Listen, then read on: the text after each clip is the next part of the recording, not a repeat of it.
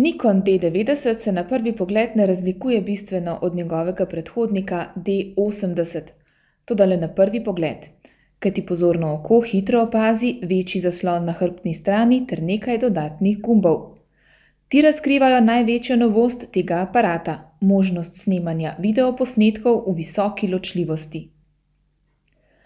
Nikon je z modelom D90 kot prvi predstavil zrcalno-refleksni fotoaparat, ki lahko snema video.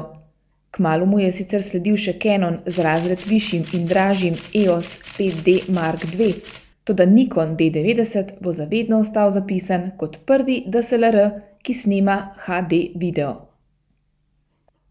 Fotografski del aparata je veliko lastnosti podedoval od predhodnika. Od novosti velja izpostaviti slikovno tipalo, ki ima zdaj 12,3 milijona točk ter manj šuma pri višjih občutljivostih. Razpon teh se po novem giblje od 200 do 3200 ISO. Nove so tudi nekatere programske funkcije, ki se jih bodo razveselili predvsem začetniki.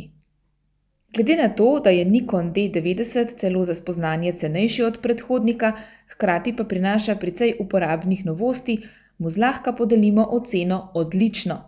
V tem cenovnem razredu boste namreč težko našli boljši fotoaparat.